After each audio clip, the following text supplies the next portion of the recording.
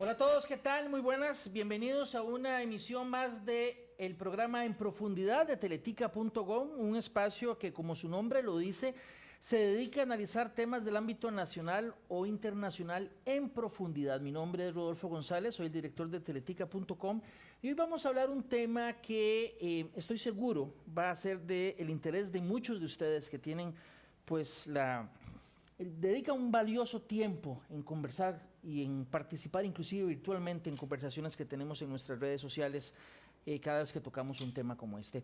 Voy a darle la bienvenida a mis dos invitadas, distinguidas invitadas de esta tarde aquí en Profundidad, doña Patricia Vargas. Doña Patricia es magistrada de la Sala Tercera. En un par de oportunidades, por lo menos en una oportunidad recuerdo haber conversado con ella en el programa 7 días y también en Profundidad, me parece, una vez. Doña Patricia, muchísimas gracias por aceptar nuestra invitación. Gracias a usted, don Rodolfo. Y también Elena Ulloa, que es, me dicen, jueza coordinadora de lo que tiene que ser las apelaciones en materia penal juvenil. Tribunal de Apelación de Sentencia Penal Juvenil. Muchas gracias, Elena, por acompañarnos. A usted. Bien, ¿de qué vamos a hablar hoy? Y la verdad es que estoy seguro y reitero, es un tema que le llama mucho la atención a muchísimas personas que estoy seguro nos están siguiendo a partir de este momento. En Costa Rica hay una legislación penal especial para las personas menores de edad. ¿Por qué? Bueno, vamos a profundizar la razón de que exista esa legislación penal especial para menores. También, ¿qué diferencias tiene esta vía para menores comparada con la de los adultos? Algunas cifras que vamos a repasar que me parecen relevantes e interesantes de tratar de explicar. Y también vamos a hablar con nuestras invitadas si será necesario o no analizar una posible variación a la legislación penal juvenil que tenemos actualmente en nuestro país. Así que, como les adelanto, tenemos muchísimo de qué hablar, así que para aprovechar el tiempo vamos de inmediato. Empezamos con doña Patricia. ¿Por qué en Costa Rica existe una legislación penal especial para menores de edad? Bueno, don Rodolfo, en realidad en nuestro país se pone a tono con muchos, la mayoría de los países del mundo al suscribir instrumentos internacionales que permiten dar una garantía especial, un tratamiento, un abordaje especial a las personas menores de edad que se ven en conflicto con la ley. No somos una excepción, hay que decirlo así, en el mundo no somos una excepción, la excepción está en los aquellos, que no lo tienen. Exacto, en aquellos países que no han ratificado la Convención internacional sobre los derechos de las personas menores de edad, que desde ahí arranca toda una serie de exigencias que nosotros como país nos apuntamos a llevar adelante y que en el año 96 lleva a la promulgación de una ley especial, una ley que se aboca a los procesos en materia penal juvenil. Hablamos de procesos que se inician contra personas cuya edad oscila entre los 12 y los 18 años y que en realidad, como le digo, hay un acuerdo en general en el sentido de que hay que darle un abordaje, tratándose de la materia penal, a las personas menores de edad, porque hay muchas razones para entender que esto es conveniente. La necesidad de no estigmatizar, los fines que persigue el proceso, que son muy distintos a los que puede perseguir un proceso que se sigue contra personas adultas. En el proceso penal juvenil se apuesta decididamente por la reinserción de estas personas, por la reinserción en la sociedad, en la familia, y esto de la mano con la necesidad también de no estigmatizar a las personas menores de edad, que nosotros como país, insisto, no es Patricia Vargas, no es doña Elena Ulloa ni don Rodolfo, sino que es el país completo, apuesta por estas personas menores de edad y por generar un espacio que permita reinsertarlas a la sociedad. En ese ejercicio, por supuesto que no estigmatizarlas es muy importante. Yo creo que así se entendió y por eso desde abril de 1996 tenemos este cuerpo legal que es la Ley de Justicia Penal Juvenil. Doña Elena, usted que está metida de lleno en esta materia, Vamos a ver, yo he escuchado y hemos hablado con algunas personas en algunos momentos que dicen que hay muchas cosas que tomar en cuenta a la hora de hacer un proceso contra una persona menor de edad, porque inclusive el cerebro y algunas cosas no terminan hasta desarrollarse hasta los 25 años, por ejemplo. Entonces, que son hasta aspectos que tienen que ver con la forma en cómo se desarrollan las personas, que se hacen esas consideraciones. Sí,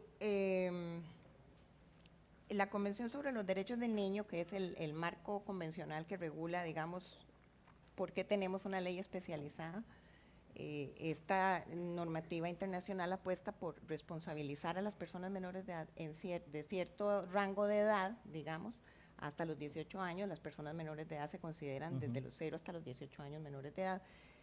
Le deja a los estados algún margen de definición de los rangos de edad en donde se pueden considerar las personas menores de edad responsables penalmente.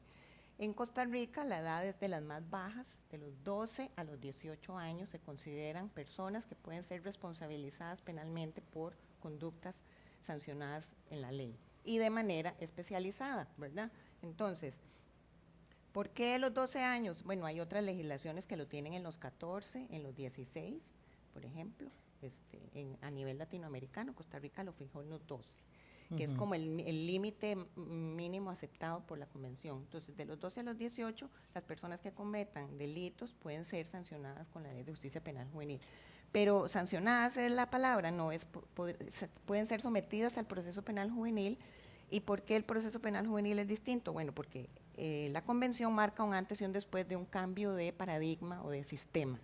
Vamos a responsabilizar a las personas menores de edad reconociéndoles todas las garantías procesales de una persona adulta, el debido proceso, el derecho de defensa. Antes no tenían esas garantías porque antes las personas menores de edad, independientemente de si cometían o no un delito, si estaban en una situación de riesgo, eran abordadas por lo que antes se conocía como la Ley Orgánica Tutelar de Menores, que estaba a cargo de juzgados penales y de juzgados de familia también. Entonces, la apuesta es por un modelo especializado, con respuestas diferentes. Es decir, tenemos las personas menores en este rango de edad, que sí uno puede cuestionarse ahora con el avance de las neurociencias, que las personas menores de edad van en autonomía progresiva. Por eso, si usted ve, la Ley de Justicia Penal Juvenil tiene 2 rangos de edad para, por ejemplo, sanciones privativas de libertad, que sí están previstas. Entonces, de los 12 a los 15 años, una persona menor de edad que cometa un delito que se puede ser sancionado con pena privativa de libertad, que se llama internamiento en centro especializado, tiene un límite de 10 años, que es uno de los límites más altos, es más, si no el más alto de toda Latinoamérica, ¿verdad? Y las personas de 15 a menos de 18 pueden ser sancionadas hasta con 15 años de privación de libertad. ¿Eso tiene que ver con qué? Bueno, porque las personas menores de edad, como todos sabemos, ¿verdad?, y las personas adolescentes van adquiriendo más autonomía progresiva conforme se vayan incorporando, digamos, a los procesos de socialización. Digamos, estamos en la escuela, estamos en el colegio, vamos adquiriendo nuevas herramientas, nuevas destrezas, nos vamos incorporando a la sociedad y vamos madurando como personas. Entonces, conforme sea más cercano a lo que se considera en nuestro país la mayoría de edad, ¿verdad?, cuando ya se deja de ser persona menor de edad y se pasa a ser adulto joven, después de los 18, pues entonces se considera que el nivel de responsabilidad o de exigencia es un poco mayor, digamos, de los 15 a los 18.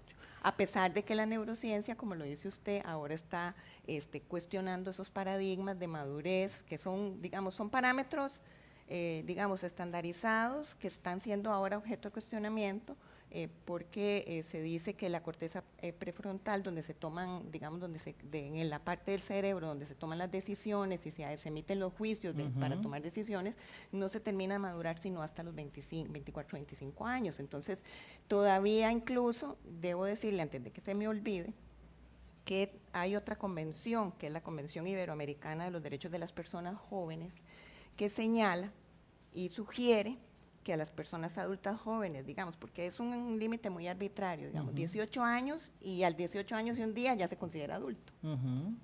Se dice que deberían los estados apostar por un sistema transitorio para las personas adultas jóvenes que cometen delitos entre los 18 y 19 años, que tengan todavía un sistema diferenciado, precisamente en consideración a esos avances, digamos, de las neurociencias. Le entiendo, así como hay una diferenciación entre los 12 y los 15, perdón, entre el Los rango de los 12 y 15 y los 15 y 18, Para hacen, pena privativa de digamos, libertad, sí. uno, digamos, un tanto distinto para los 18 y 19, es lo que se ha 18 a planteado. 25. Es 18 lo a que se 25. discute, digamos, porque es un límite de la edad, siempre es un arbitrio. Ok.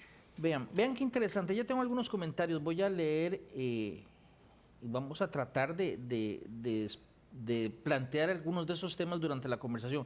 Aquí plantea alguien, dice, son delincuentes comunes y corrientes. Bueno, a partir de lo que ustedes han externado, realmente no podemos decir que son delincuentes comunes y corrientes. Tienen algunas particularidades, ¿verdad?, que ustedes ya han mencionado. La ley penal juvenil tiene que reformarse, plantea Vivian Ávila. Veo que el tema genera aspectos, digamos, interesantes para la audiencia. Así que vamos avanzando también en la conversación. Mucho se ha dicho que en otros países se juzgan a los menores de edad como adultos. ¿Eso tiene desde la experiencia en esos países, marca alguna diferencia? ¿Sirve para algo? ¿Qué se puede decir de esa posición? Doña Patricia. Bueno, yo creo que es necesario subrayar algo a propósito de estos primeros comentarios que usted nos esboza, y es decirle a la ciudadanía costarricense que en este país las personas menores de edad entre 12 y 18 años no se ven exentas de enfrentar la responsabilidad por los actos que cometen. O sea, esto es muy importante. Sí, no es que hay una impunidad. No podemos hablar de alcahuetería, para usar una expresión coloquial. Los procesos existen, son procesos rigurosos, son procesos severos, que tienen consecuencias también, solo que hay una orientación particular en estos procesos, que es tratar de recuperar a la persona menor de edad y reinsertarla en su familia y en su sociedad, en nuestra sociedad, en las mejores condiciones. Nosotros como país, insisto, hemos hecho una apuesta en cuanto a los niños, niñas y adolescentes, que no es dar por perdida a estas personas. Creo yo, sinceramente, que en el momento en que como país apostemos por algo así, creo que hemos perdido la lucha en muchos otros aspectos. La juventud, y lo conversaba un día de estos con doña Elena, no es el mañana, la juventud es el hoy. Y necesitamos trabajar en esa juventud. Los niños, las niñas y los adolescentes tienen en este momento que estar estudiando, que estar ocupándose de su recreación, tener oportunidades de empleo, de capacitación, una serie de circunstancias que muchas de estas personas que se ven en conflicto con la ley penal no tienen. Entonces, esto lo que nos lleva es a reflexionar a nosotros mismos sobre qué es lo que pasa con la niñez y la adolescencia en nuestro país y si los adultos estamos haciendo bien nuestro trabajo. Eso es lo primero. Yo creo, sinceramente, que abordar a una persona menor de edad como si fuese un adulto es un error.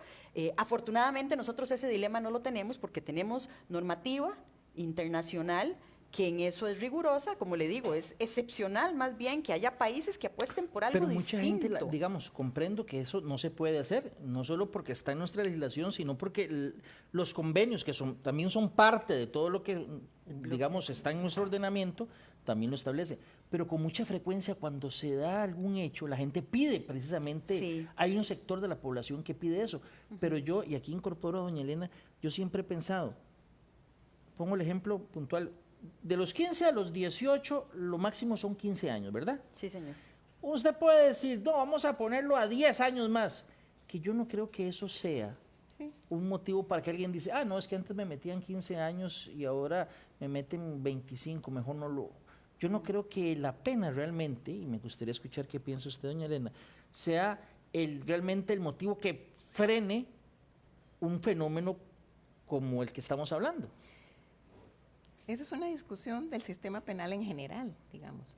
Se cree que hay una función de prevención especial negativa o de prevención general de la norma penal y de las penas para que la gente se disuada de cometer conducta. De eso no sucede, o sea, ¿verdad? El delito es parte de la sociedad, pero ¿qué hacemos con el delito de las personas menores de edad? Este comentario que usted leyó, que son delincuentes comunes, bueno, vamos a ver. Las conductas delictivas por las que pueden ser juzgadas las personas menores de entre 12 y 18 años son las conductas delictivas previstas en todas las normas sancionadas en nuestro país, ¿verdad? Código penal, leyes especiales, ley de todas, ley de armas y explosivos, ley de psicotrópicos, todos los delitos del Código Penal, con algunas excepciones, porque por ejemplo hay unos delitos que requieren que alguien sea funcionario público, evidentemente eso no se presenta, digamos, en el caso de las personas menores de edad. Pero serán delincuentes comunes, o sea, ¿por qué una persona menor de edad comete delitos? ¿Qué es lo que está pasando? ¿Verdad? Porque la delincuencia juvenil es un fenómeno mundial, ¿verdad? Así como el delito es un fenómeno de todas las sociedades, lo que nos debe saltar las alarmas es por qué los jóvenes delinquen. Yo le puedo decir que hay muchos de los jóvenes que nosotros vemos en el tribunal por las causas que llegan, que hay un cúmulo de situaciones que nos cuestionan como sociedad, ¿verdad? Hay muchos jóvenes que desertaron del sistema educativo. Muchos de ellos, no digo todos, pero muchísimos de ellos tienen necesidades educativas especiales que no fueron oportunamente atendidas. Y entonces sienten frustración en la escuela porque no avanzan, porque tampoco tienen, digamos, suficiente apoyo en sus padres que tal vez están trabajando y a lo mejor tal vez hay padres que no estudiaron, entonces no les pueden apoyar, entonces no hay como una red de apoyo para necesariamente. Y digamos, estas personas terminan siendo expulsadas porque ya no sienten un estímulo en el estudio, sino que sienten, digamos, o tienen problemas de hiperactividad o de concentración, o vienen de un entorno muy violento y reproducen en la escuela violencia, y entonces son, digamos, hay conflictiva, los expulsan, etcétera. Y luego, ¿qué hace ese chico o esa chica cuando está fuera del colegio? No son todos, pero es un ejemplo, estoy ejemplificando. Entonces, se junta con otras personas que también están tal vez en la misma situación o que no tuvieron oportunidad, buscan algún trabajo informal y luego empiezan a asociarse con personas adultas, digamos, podría ser, o entre mismas personas menores de edad, y ese tiempo de ocio y esa ausencia de oportunidades de trabajo. Y siente un sentido de pertenencia con sus nuevos amigos. Sí, digamos, la adolescencia es una época, todos fuimos adolescentes, la adolescencia es una época difícil de conformación de una identidad, por eso se habla de autonomía progresiva, de necesidad de pertenencia, de cuestionar la autoridad de los padres, todos, ¿verdad? Pero cuando ese cuestionamiento va más allá de no tener oportunidades, de no tener figuras de autoridad y de buscar identificarme con otras personas, y los que se acercan son personas, digamos, tal vez que lo que llamamos nosotros pares negativos, digamos, personas que no necesariamente tienen buenos ejemplos, y entonces llenan una necesidad de pertenencia y podrían eventualmente, no estoy generalizando, no es un fenómeno que usted pueda decir esto es así, esto es asá, pero digamos, eso es un ejemplo de una posible explicación. Otras posibles explicaciones también son personas menores de edad que viven en entornos de privación económica, social, de oportunidades o en entornos de mucha violencia. Vean qué interesante. Ya vamos a pasar porque el segundo tema va a ser un poco las diferencias. Ya usted planteó algunas con respecto al máximo de la pena, ¿verdad? Por ejemplo, con respecto a los adultos, pero déjenme leer un par de comentarios, hacer una observación general. Dicen acá, delinquen porque saben que la ley es endeble y rápido están de nuevo en la calle trabajando de sicarios. Dejen de romantizar el tema. Plantean por acá, ¿cómo se aborda hoy en día este tipo de problemáticas sociales que son frecuentes en nuestro país y que en ocasiones son menores? Porque muchos salen y los esperan para seguir en lo mismo, deberían de mantenerlos con condena de educación, una relación entre las dos entidades. Aquí está planteando Iva Álvarez que el tema de la condena y la educación. Voy a poner este caso antes de pasar al segundo tema, y este caso es real, es de la vida real. Yo conversando con gente que trabaja en zonas urbanas marginales, me explicaba que hay una realidad no muy lejos del centro de San José. En algunas comunidades hay hogares donde la jefa de hogar es la mamá, que trabaja, es la única persona que trabaja porque está sola, digamos, entonces se va, entonces el chiquito va a la escuela, pero como la escuela tiene algunas características de que tiene que atender una población muy grande, está en 3 turnos, entonces de 7 a 10 un grupo, de 11 a 1 el otro y de 2 a 5 el otro grupo, ¿verdad? Porque la escuela es muy pequeña. Entonces el grupo que le toca al chiquillo primero es de 7 a 10. Quiere decir que a las 10 de la escuela, de las 10 de la mañana sale de la escuela y regresa a la casa y ya no hay nadie en la casa porque la mamá está trabajando. Se queda solo ahí, ¿verdad? Después en ese mismo barrio hay algunas personas que están tal vez vendiendo droga, ¿verdad? El chiquillo no tiene oportunidades para estar en un club deportivo como la mayoría, bueno, como muchos muchachos, ¿verdad? Inclusive yo he visto en estas comunidades que hay plazas cerradas para que en el día nadie entre a jugar bola y no dañen la plaza que se va a usar el fin de semana. El chiquillo termina solo en la casa, termina saliendo al barrio, termina interactuando con gente, que terminan siendo sus amigos, que termina siendo su círculo, sus pares, y a esa persona les vamos a tratar como un adulto después, al año siguiente. Yo no le veo mucho sentido realmente no hacer esas consideraciones para nuestros menores. Pero déjenme pasar al otro tema.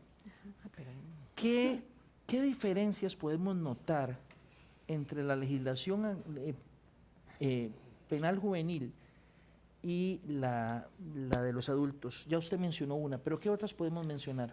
Hay algunas que son vamos a ver, hay varias, algunas que sobresalen particularmente. El tema de la privacidad y de la confidencialidad del proceso es una de ellas. No es público. No es público, es un proceso que se tramita de forma privada. El proceso de adultos se tramita de forma privada durante las primeras... Desde el principio y hasta el... durante las primeras etapas, ya en la etapa de juicio es una etapa pública. Sin embargo, tratándose del proceso de personas contra personas menores de edad, la privacidad es la regla en todo el proceso. Aún hasta el momento de la sentencia, la apelación y todo. También en la etapa de ejecución de la sanción. ¿Por qué?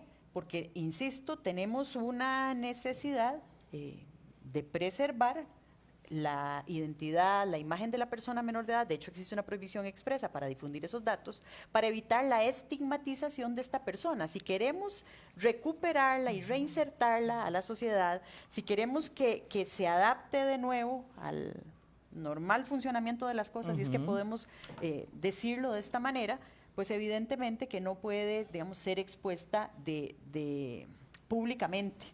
Y esto es uno de los temas, digamos, que se ha entendido desde la normativa internacional y también de la nuestra. Sí, imagínese una persona que comete un hecho a los 13 años y que a los 43 años, 30 años después le dicen, ¿usted fue el qué? ¿Usted fue el qué? Peor aún, a los 14 o a los 15, siendo todavía una persona menor de edad que tenga que enfrentar la adolescencia con el estigma de haber sido procesado por el aparato de administración de justicia. O sea, es una carga pesada, y lo que queremos es que la persona, si hay cuestiones que rectificar, pues que los rectifique, pero que pueda desarrollarse. No se da a conocer ni la identidad ni detalles del proceso, como ocurre en contrario, digamos, en una etapa de juicio ya de los adultos. Efectivamente. ¿Qué otra diferencia? El tema de las sanciones es básico. Como explicaba doña Elena, los menores de edad pueden cometer cualquiera de los delitos que puede cometer una persona adulta. Ahí está el mismo Código Penal, las mismas leyes que definen los tipos penales, pero sí hay una diferencia en cuanto a la sanción, porque como les decíamos, el propósito de la sanción es muy distinto. Es reinsertar a la persona, trabajar en la persona para que pueda, de alguna manera, pues, aprovechar sus capacidades y adquirir otras que le permitan volver a su familia o a la sociedad de una manera distinta a aquella que la llevó a la comisión del hecho delictivo. De manera que entonces la legislación creó sus propias sanciones. La Ley de Justicia Penal Juvenil tiene su propio elenco de sanciones que tienen diferente dimensión, diferente entidad, diferente trascendencia, justamente para que exista esa posibilidad de que la persona juzgadora elija aquella que se adapte mejor o que de alguna manera, digamos, satisfaga mejor el principio del interés superior del niño o la niña o el adolescente. Entonces, esa es una de las diferencias, digamos, fundamentales en el proceso penal juvenil, que lo imprime todo. También porque en la etapa de ejecución de la sanción, que es una etapa muy importante en este proceso, existe todavía la posibilidad de trabajar en la sanción, modificarla, adaptarla, cesarla. ¿Por qué? Porque las personas menores de edad están en constante cambio. Y se reconoce esa situación, que es lo que estamos hablando. Un niño de 13 años no es el mismo que llega a los 15 años, ni el de 15 será la misma persona que llega a los 18. Y eso es una realidad que hay que reconocer en el proceso, que se reconoce justamente para ir haciendo esas adaptaciones. Doña Elena, ¿otra diferencia? Bueno, las sanciones son fundamentales porque, vamos a ver,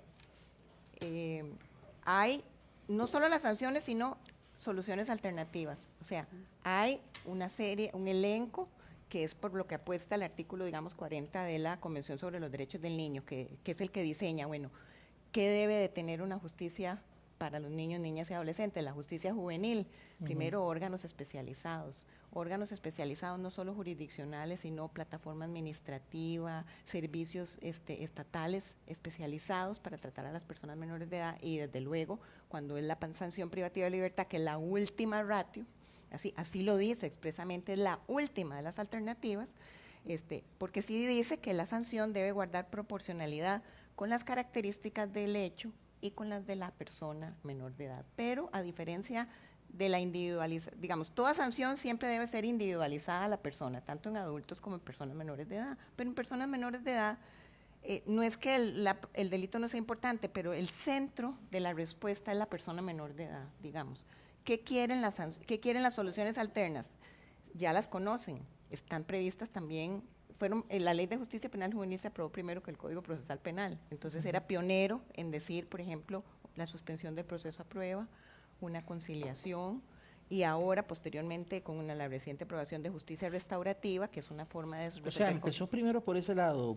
Sí, okay. digamos, más porque bien se adaptó Sí, digamos que ya estaban en discusión en esa época, porque el artículo 40 de la Convención de los Derechos del Niño, que es el que marca la pauta de la nueva justicia juvenil, digamos, a nivel mundial, lo que dice es, se prefiere la desjudicialización, es decir, resolvamos los conflictos de las personas menores de edad sin acudir a la justicia, ¿verdad? Pero habrá otros que sí, cuando necesitamos acudir a la justicia, entonces resolvámoslos de alguna forma diferente sin ir a juicio.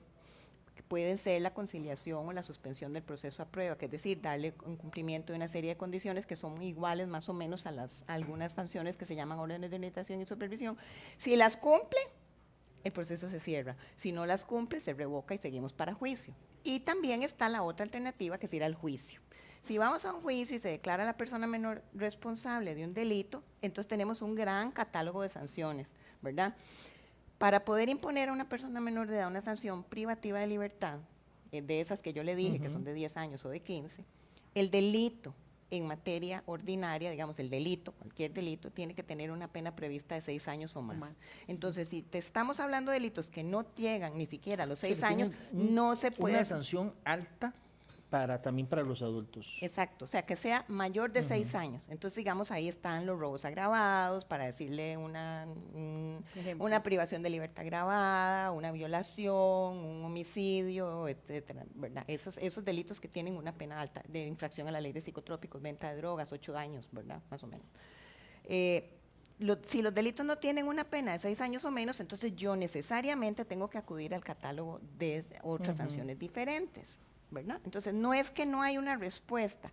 ¿Por qué la respuesta es diferente? Porque queremos dotar a través de esas respuestas desjudicializadoras o dentro del proceso o en el juicio de las herramientas necesarias para que todo lo que tuvo que ver con ese muchacho o esa muchacha para que cometiera el delito, lo podamos trabajar. Darle destrezas y herramientas para que mejore las condiciones, digamos, de vulnerabilidad o las condiciones que incidieron en la comisión del delito. Por eso es tan importante tener información, bastante información de la persona menor de edad para poder responder bien.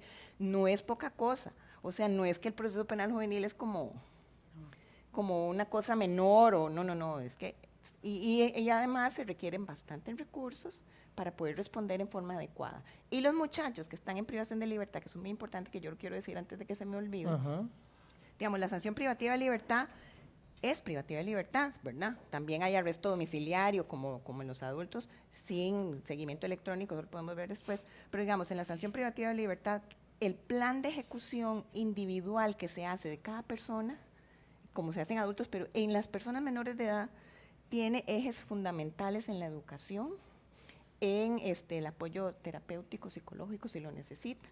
Hay dentro del Centro de Formación Juvenil Surquí y dentro de Ofelia Vincenzi Peñaranda una infraestructura del Ministerio de Educación Pública con aulas para que los chicos y chicas puedan concluir la escuela, con personal del Ministerio de Educación ahí, y con procesos.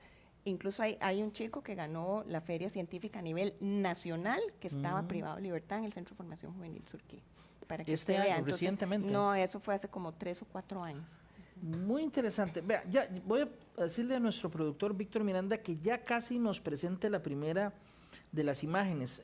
Ya casi la vamos a ver, nada más quería hacer una consulta de todo eso interesante que hemos conversado. En el caso de los adultos, cuando se da, voy a poner un ejemplo, la ejecución condicional de la pena, el beneficio de, digamos, de la media pena, ¿verdad? Libertad La condicional. libertad La libertad condicional. La libertad condicional tenía varias condiciones. Una es que haya cumplido la mitad de la pena impuesta. Creo que eso se iba a modificar. En algún momento lo había leído, que iban a poner 2/3, me parece. Hay un Creo que proyecto ya en me- ese sentido. ya está. ¿Ya se modificó? Me parece, habría que revisar Habría la que norma, revisarlo, porque no la tengo aquí pero el digamos, código actualizado, hablemoslo pero- Sí. hasta hace unos meses. Como estaba, hasta era hace la... unos meses. sí. La mitad, que un elemento muy importante que fuera primario, decía, Sí. o que digamos no tenía delitos Anteriores. Si una persona adulta va a gozar de ese beneficio, pero en algún momento como menor de edad había estado en el sistema penitenciario por un delito de unos 2 años, ¿se le toma en cuenta también Como para menor de edad, rechazarle no hay la registro. voluntad o no? No, La porque- ejecución, perdón, o no. No, no lo hay porque justamente lo que estamos hablando de la necesidad de la reserva en cuanto a la... No hay. Yo diría, incluso hablaría de un derecho al olvido, si se quiere, en No cuanto a... existen registros de Entonces, antecedentes de personas aunque, menores de edad. aunque menores sea de el edad. mismo sistema penal y aunque No. sea, digamos, Sí. no se tomará en cuenta, me parece que es una diferencia importante. Sí.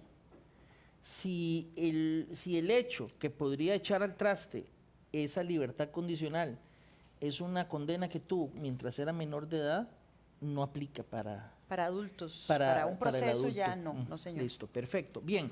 Víctor, ¿qué le parece si nos muestra, por favor, el primero de los gráficos que nos facilita el Poder Judicial? Este dice cantidad de expedientes nuevos ingresados a las Fiscalías Penales Juveniles según familia del delito. Por familia del delito es si son delitos contra la vida o delitos relacionados a estupefacientes o delitos sexuales, ¿verdad? Durante el periodo 2015-2024, 10 años. Entonces tenemos una línea verde que son los delitos contra la vida, que la podemos ver en la parte de abajo. Ha habido algún movimiento, pero digamos está siempre muy pegada a la línea de abajo, a la línea de las yedes, dirían mis profes de mate, de la escuela o del colegio. No, perdón, de las X. El anaranjado es el de estupefacientes y está un poquito, bueno, más o menos se incrementó en los últimos años. Sí. Sin embargo, el que sí vemos, sobre todo en los últimos 4 años, que se disparó, ya de por sí estaba muy alto comparado con nosotros, pero que se disparó es delitos sexuales. Y entiendo que dentro de los delitos sexuales había uno en particular, doña Patricia, que era abusos. Abuso sexual contra personas menores de edad e incapaces. Cometidos por menores de edad también, en este caso, obviamente, ¿verdad? O sea, un menor de edad abusando sexualmente de otra persona menor de edad. Sí. Yo sé que vamos a entrar en el ámbito de la hipótesis. Aquí es claro que se da un incremento, ¿verdad? Sí. ¿Qué puede explicar ese incremento? Vamos a ver, teniendo presente, como usted bien lo dice, que estamos en el espacio de la especulación, porque esto supone un trabajo que no es propio del derecho, sino de otras ramas del conocimiento. Hay que primero decir que este mismo incremento se aprecia en las estadísticas en materia de personas adultas, personas mayores de edad. Es decir, las estadísticas ordinarias... También tiene un comportamiento similar. Un comportamiento similar en los últimos años, donde los delitos sexuales cometidos por personas mayores de edad se incrementaron exponencialmente. Especulando, tratándose de personas mayores de edad, pero particularmente de personas menores de edad, uno pensaría en porque es curioso también, llamativo, que sea abusos sexuales contra personas menores de edad incapaces, el que por lo menos en materia de menores sea el más cometido. Y para que las personas entiendan, este tipo de delitos supone contacto físico, ¿verdad? Un tocamiento, cuestiones de este tipo, donde por supuesto que hablamos de agresiones sexuales, pero que sí suponen un tocamiento. Si las personas menores de edad están reproduciendo, esa es mi hipótesis, están reproduciendo un patrón que es propio también de personas adultas. Y no en vano podríamos ver que tanto en personas adultas como en personas menores de edad, en su gran mayoría, quienes aparecen como ofensores sexuales son hombres. Hombres o niños. No hablamos de autoras, sino de autores de este tipo de delitos. Yo creo que esto llama la atención porque nos habla, digamos, de un tipo de sociedad con una determinada visión de la mujer, de la instrumentalización del cuerpo de la mujer y de hasta dónde los demás pueden disponer de ese cuerpo sin respetar límites, sin empatía. Habría que analizar esto también desde la educación. ¿Qué es lo que está pasando? ¿Qué estamos haciendo como sociedad para que las personas menores de edad, que el día de mañana son los adultos, y para que los adultos también crean que pueden irrespetar el cuerpo de otro, instrumentalizar el cuerpo de otro como si fuese un objeto? Puede ser hombre o mujer. ¿Verdad? Puede ser hombre o mujer, la víctima, ¿verdad? Pero sí es curioso que sean hombres quienes aparecen como ofensores en ambos casos. Entonces, en la gran mayoría de casos, sí, no voy a ser categórica en esto porque pueden existir casos, y los hay, donde es una mujer, pero yo creo que esto es una llamada de atención también a nosotros como país y como qué es lo que estamos nosotros trabajando como sociedad indudablemente en este espacio para que se den esos incrementos tan alarmantes. Veamos el en esa gráfico materia. otra vez, Víctor, por favor, porque el gráfico, oiga, es que se nota demasiado el incremento, ya casi lo vamos a ver, el mismo gráfico 1, es que es mucho. Es mucho. Que estamos también formando en términos de afectividad, de las relaciones que tenemos con el otro, ¿verdad? Hasta dónde podemos disponer del otro. Y en adultos, lo acoto, a pesar de que aquí no está la información y no se la he suministrado también a usted, don Rodolfo, el incremento también, cuando hablamos de hechos donde son, en el contexto de la ley de penalización de violencia contra la mujer, se han incrementado. Entonces, por eso es que me atrevo, digamos, a hacer este tipo de afirmaciones, ¿verdad? Porque también en muchos casos lo que tenemos son víctimas mujeres que han sido instrumentalizadas de alguna manera. Tenemos que sentarnos a pensar en este Hay que tema. reflexionar sobre ese tema indudablemente, porque ya de por sí nos está indicando que el problema es serio para el país. Exacto. Y en el caso de los menores de edad tiene un incremento muy marcado. Doña Elena, no sé si antes de pasar al segundo gráfico quería usted mencionar algo de lo que ha dicho doña Patricia. Sí, yo coincido, pero también pueden haber, vamos a ver, esas son estadísticas de casos centrados, así ¿verdad? es. Entonces, son denuncias recibidas. Las denuncias tienen que pasar por un análisis jurídico para ver si efectivamente se está. Así Entonces, es. digamos, hay una denuncia y se dice, ¿qué veo yo mucho también en el contexto, digamos, de los centros educativos, en la dinámica de relación entre los chicos y las chicas, digamos? Hay algunos, primero hay un gran nivel de concienciación de las mujeres, adolescentes, sobre los límites que tienen que poner y sobre ciertas conductas que no quieren tolerar, ¿verdad?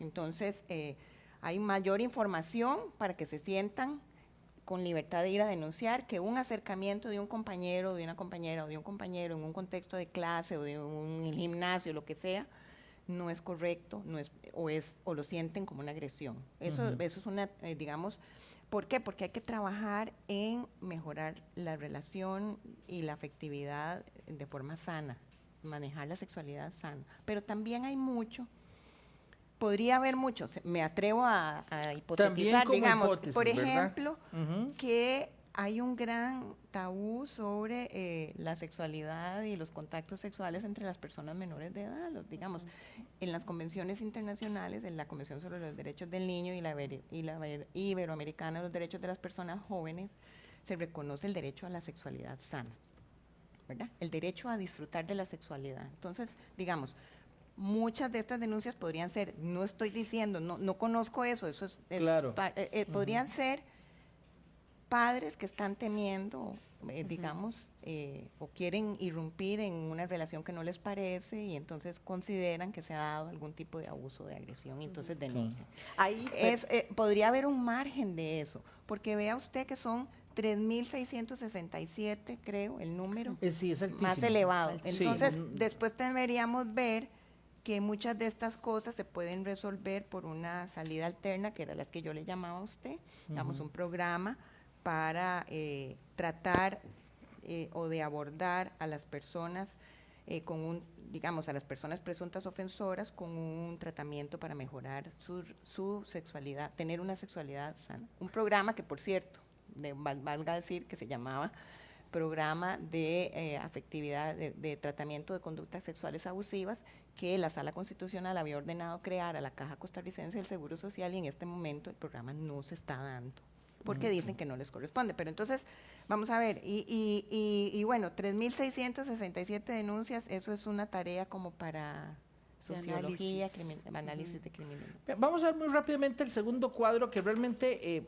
antes de pasar al tema final, porque ya llevamos 40 minutos de conversación, ya es de cantidad de personas menores sentenciados por los juzgados penales juveniles para los años 2018 al 2022. En azul las condenatorias, en naranja las absolutorias. Aquí está tomando en cuenta, tal vez no lo dice esa información en el cuadro, pero del documento yo lo leí, está tomando las tres familias que vimos ahora: delitos sexuales, delitos contra la vida y estupefacientes. Sí. No solo es delitos sexuales. Y también yo ya creo, digamos, no tengo las cifras del caso de los adultos, pero las veces que yo he visto cifras de absolutorias y condenatorias en adultos, se me parece mucho, ¿verdad? Siempre ha habido, digamos, líneas muy cercanas, de lo que yo recuerdo, entre absolutorias y condenatorias. Nunca yo he visto un gráfico en nuestro país, por ejemplo, donde el 100% sean condenatorias o el 100% absolutorias. Siempre está como en esa línea, doña Patricia, me parece. Bueno, yo no sé, en este caso sí, se ve muy parecido. La cuestión, bueno, aquí es importante hacerle notar a las personas que los procesos existen por algo, ¿verdad? Nosotros, es importante que cuando una persona es sancionada, es condenada, es porque existe certeza de su responsabilidad. Es lo mínimo que se le puede garantizar a cualquier persona en este país o en cualquier otro que se precie de tener un Estado de Derecho sólido. El hecho de que existan determinado número de condenatorias o absolutorias, lo que habla, digamos, es un ejercicio responsable por parte de las autoridades jurisdiccionales que valoran el caso para establecer si hay o no un juicio de certeza, si se puede llegar a un juicio de certeza en contra de alguien. Pero también en materia penal juvenil es importante hacer notar lo que ya conversábamos en cuanto a este gran abanico de alternativas que eventualmente podrían evitar que una persona llegue a una etapa de juicio donde sea condenada. No significa que la persona simplemente se desentiende del tema, sino que a través de otras vías se generan mecanismos para que esta persona asuma lo que le corresponde en relación con ese hecho, y también trabajemos simultáneamente para poder rectificar aquellos espacios de su vida que como persona menor de edad tiene que fortalecer si queremos personas, adultos jóvenes y adultos sanos, incorporados en una sociedad sin disfuncionalidades, si me permiten esa expresión. Entonces es importante hacer notar esa particularidad aquí cuando vemos estos números, ¿verdad? Doña Patricia, perdón, sí. Y para no también hacer notar que en este proceso hay que rescatar el papel de la víctima, porque aquí hemos estado conversando mucho de la persona acusada, pero es un proceso que valora muchísimo a la víctima de los distintos hechos delictivos. Ve lo que nos dice aquí Baldo, señores, ¿y los derechos humanos de las víctimas? Sí, está bueno la observación y está bueno decirlo también para que la ciudadanía lo sepa. este es un proceso que se precia de darle un papel protagónico a las personas ofendidas de los diferentes delitos. Nadie quiere, por supuesto, que enfrentar este tipo de situaciones y se hace lo propio por reconocer el papel que dentro de un proceso tiene que ocupar quien figura en ese lugar, ¿verdad? Si luego en una sentencia se establece o no aquella dinámica es otro tema, pero sí que procesalmente se le da un papel, incluso, diría yo, mejor que el que se le da en un proceso penal de adultos. ¿Por qué? Porque la víctima en un proceso penal juvenil puede actuar directamente, no ocupa ni siquiera ser formalmente parte del proceso ni representación legal, sino que la persona ofendida puede actuar y realizar, digamos, diferentes gestiones que en un proceso de adultos no puede hacer si no cuenta con un patrocinio letrado. Ok. Nos quedan 5 minutos, doña Patricia, doña Elena. Esos últimos 5 minutos aprovechémoslos en esto. ¿Es necesario modificar algo de la legislación penal juvenil? ¿O así como está perfecto? Yo me voy a adelantar, le voy a dejar a Elena el cierre, a doña Elena, pero yo sí creo, vamos a ver, hay que pensar que siempre existe posibilidades de mejora, claro, ¿verdad? Sí. Este es un proceso que se hace y es otra de las características que tiene, a diferencia del de adultos, que es un proceso rápido. La idea es que el proceso de inicio a final sea expedito, sea rápido. A veces esa rapidez... Claro, no creo que haya mucha carga de trabajo comparado con los... Sí la hay, pero porque no con tiene... los... No, es que es distinto, digamos que el proceso tiene una dinámica diferente. Nos requeriríamos otro programa para explicar esos detalles, pero sí que es rápido y a veces esa rapidez puede suponer algunas dificultades, sobre todo cuando se trata de asuntos complejos que están involucrados, por ejemplo, con delincuencia organizada, que lamentablemente es una realidad que hoy tenemos. La delincuencia organizada valiéndose de personas menores de edad o personas menores de edad que ya son parte de organizaciones criminales. Y a veces son investigaciones complejas y tal vez la celeridad con la que hay que trabajar no deja de ser algo que hay que sentarse a revisar sobre si se podrán ampliar algunos plazos. Ese es mi criterio. En casos de crimen organizado. Sobre todo, tal vez, y en ciertos temas, ¿verdad? Bueno, en la legislación para adultos sí se puede ampliar los plazos para hacer cuando es crimen organizado. En esta, no. En algunos temas, no. Okay, entonces listo. es lo que habría que sentarse a revisar. Doña Elena, para ir terminando. La Ley de Justicia Penal Juvenil, bueno, el fuerte que tiene, además de las sanciones, tiene algunas normas procesales específicas, pero se puede aplicar, digamos, la norma ordinaria del Código Procesal Penal en algunos casos. Hay un par de cosas que yo veo conflictivas. ¿Cómo cuáles? Por ejemplo, bueno, no podemos sacrificar la celeridad. La celeridad es una característica. ¿Por qué? Porque si queremos trabajar en esas condiciones de la persona menor de edad que incidieron en que entrar en conflicto con la ley, tenemos que hacerlo rápido, ¿verdad? Porque va a una persona en crecimiento, en desarrollo, tenemos que irrumpir en el momento que es oportuno. ¿Qué nos está pasando ahora? Bueno, eso que le decía yo, hay muchas personas menores de edad que están siendo, digamos, que cometen delitos al filo de los 18 años, entre los 17 y los 18 años. Entonces, mientras el proceso se lleva a cabo, adquieren la mayoría de edad, ¿verdad? Entonces hay muchos servicios, digamos, asistenciales que ya no aplican para una persona menor de edad. Y queda la incógnita de... Más bien usted dice que debería ser más rápido ahí, entonces me parece entenderle. No, digamos, es que es la realidad, digamos, hay muchos muchachos que cometen delitos a los 17 años y resto, ¿verdad? Entonces, vamos a ser céleres, a pesar de que el proceso avanza rápidamente, de repente ya tenemos una realidad de un muchacho que, por ejemplo, si no tiene red de apoyo, no le podemos pedir al Patronato Nacional de la Infancia que trabaje en ellos porque ya son mayores de 18 años. Eso. Luego hay otra cosa que a mí se me preocupa mucho y que se presenta con muchísima frecuencia. Debo decir que otra de las características de nuestro sistema de justicia penal juvenil es que hay una ley especializada de ejecución de las sanciones penales juveniles, que en materia de adultos ha sido imposible aprobarla, porque consideran que no es correcto. Ahora hay juzgados de ejecución de la pena en adultos que tienen como 3 o 4 normas en el Código Procesal Penal que apenas... nosotros tenemos una ley de ejecución de las sanciones penales juveniles y hay jueces de ejecución en un juzgado a nivel nacional, como es el tribunal donde yo trabajo, que es con competencia a nivel nacional, que monitorea y vigila todo el proceso. O sea, más bien esa es una fortaleza que usted está Es una señalando. fortaleza, sí, Pero la pregunta era, ¿qué cambiaría? No, pero exacto, esa fortaleza Ajá. nos pasa, por ejemplo, que aunque hay unas normas que regulan esa situación, no están respondiendo adecuadamente, me parece a mí. Por ejemplo, cuando hay personas que cometieron un delito a los 17 años, entre los 17 y los 18, se inicia el proceso penal juvenil, no se pidieron medidas cautelares, ahí va el proceso, pero la persona comete un delito como adulto. Y entonces se da el traslape de los dos procesos. Entonces, ¿qué pasa? Digamos que eso ya lo hemos podido ir resolviendo con criterios de interpretación, pero la ley no es muy clara, en el sentido de que a esta persona, el delito que cometió como menor de edad, no se le podía sancionar con prisión, digamos, con privación de libertad. entiendo. Entonces se le impone una sanción de libertad asistida, pero en la de adultos sí tiene una medida cautelar de detención, de prisión preventiva. Entonces, sí. entonces, Compatibilidad. ¿cómo hacemos?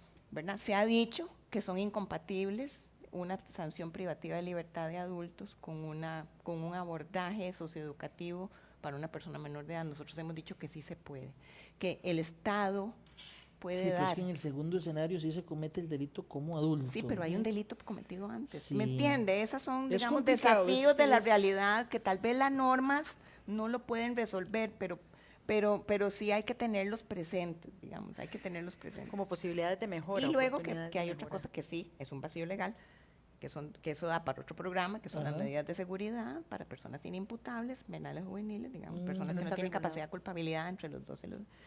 Y ¿Qué pasa con ellos? ¿Qué pasaría?